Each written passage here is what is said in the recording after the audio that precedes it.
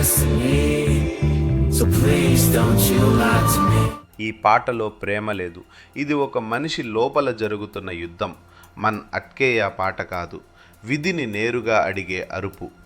బయటికి హంజా కనిపిస్తాడు, కానీ లోపల జస్కీరత్ ఇంకా చనిపోలేదు. అందుకే ఆ ఇంటర్వెల్లో సంగీతం కంటే గాయం ఎక్కువగా వినిపిస్తుంది. ధురంధర్ 2లో ఆ సీన్ ఎందుకు అంత గట్టిగా తగిలిందంటే అక్కడ గన్ ఫైట్ కంటే పెద్ద ఫైట్ మొదలవుతుంది.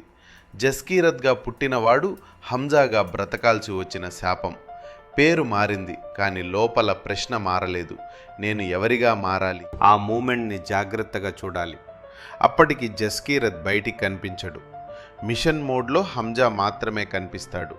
కరాచీలో ఒక్కో మనిషిని కూల్చేస్తూ ముందుకు వెళ్తున్నాడు.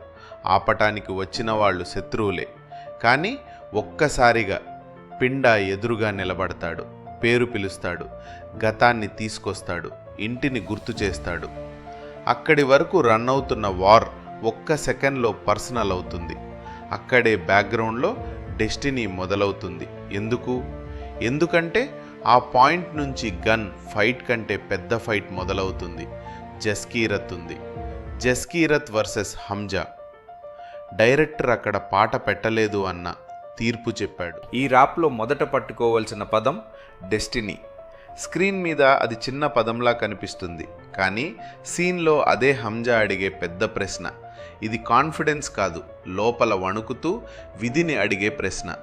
అతను డెస్టినీని అడుగుతున్నాడు, నేను ఏమవ్వాలో నీకు తెలుసు, అయితే నాతో నిజం చెప్పు. దానికి నేను నా వాళ్ళను వదులుకోవాలా, నా అసలు పేరునే దాచుకోవాలా, లేక ఇదంతా నువ్వే ముందే రాసేశావా?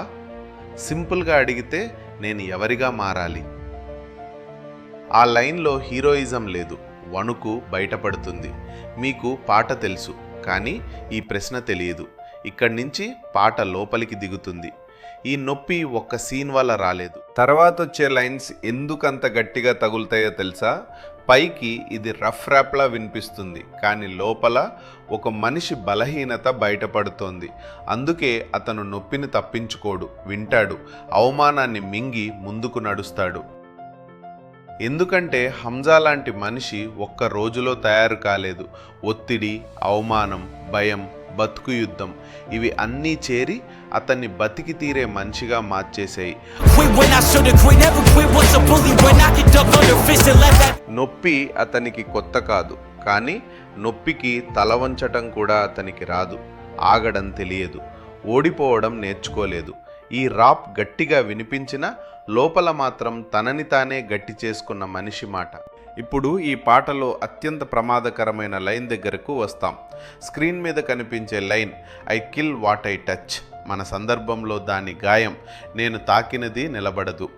పైకి ఇది గట్టి మాట, సీన్లో మాత్రం శాపం. నేను తాకినది నిలబడదు అంటే నేను కాపాడాలని అనుకున్నదే జారిపోతుంది అన్న మాట. ఆ ఒక్క అర్థమే ధురంధర్ 2 ఇంటర్వెల్ని చీల్చేస్తుంది. శత్రువుల్ని ముగించడానికి వెళ్ళాడు, విధి మాత్రం గతాన్ని ముందుకు నిలబెట్టింది. చంపలేడు, కాపాడలేడు, వెనక్కి తిరగలేడు. అందుకే అక్కడ ఈ పాట బ్యాక్గ్రౌండ్ కాదు, హంజా లోపలి అరుపు. ఇక్కడ పేరు మాత్రమే కాదు, మనిషే రెండు ముక్కలు. ఇప్పుడు ఈ ట్రాక్ రెండో గాయం, ఆ పంజాబీ హుక్ మన్ అట్కేయ. దాని అర్థం ఒకటే, నా మనసు ఎక్కడో ఆగిపోయింది, నన్నంటే పట్టింపు లేని విధి దగ్గరే ఆగిపోయింది, వదలదు, జాలి లేదు, దారి లేదు. ఇక్కడే పాట సాధారణ మూవీ సాంగ్గా ఉండదు. పైకి మోడర్న్, లోపల పాత గాయం. అదే పంజాబీ సూఫీ దుఃఖం.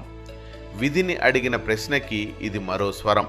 ఒకటి కోపం, మరొకటి లొంగని వేదన. కానీ ఈ పాట వెనక తయారీ కథ కూడా అంతే విచిత్రం. ఈ పాట పనిచేసింది అన్నా ఇది ఎక్కడో మధ్యలో వేసిన పాట కాదు, కథ తిరిగే క్షణం కోసం దాచిన శబ్దం. జస్కీరత్ వెనక్కి తగ్గి హంజా ముందుకు వచ్చే క్షణం. అక్కడ 3 శబ్దాలు కలిశాయి. శాశ్వత్ సద్దేవ్ సౌండ్ డిజైన్, టోకెన్ ర్యాప్ నొప్పి, నుస్రత్ సూఫీ నీడ. అవి కలిసినప్పుడు సాంగ్గా కాదు, లోపల విరిగే శబ్దంలా అనిపిస్తుంది. అందుకే మన్ అట్కేయ వినిపించినప్పుడు ఇంటర్వెల్ పెద్దగా అనిపించదు, ఒక మనిషి లోపలి చీలిక పెద్దగా అనిపిస్తుంది.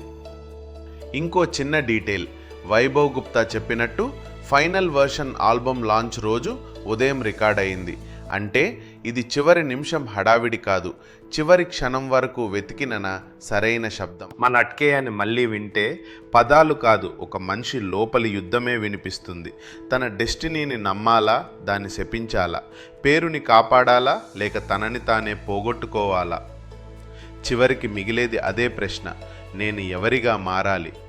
అక్కడే ఆ ఇంటర్వెల్ పనిచేసింది. ఈ పాట సాధారణ సాంగ్గా మిగలలేదు. మీకు పాట తెలుసు, ఇప్పుడు దాని గాయం కూడా తెలుస్తుంది. ధురంధర్ 2 పాటల అసలు కథ ఇక్కడే మొదలవుతుంది.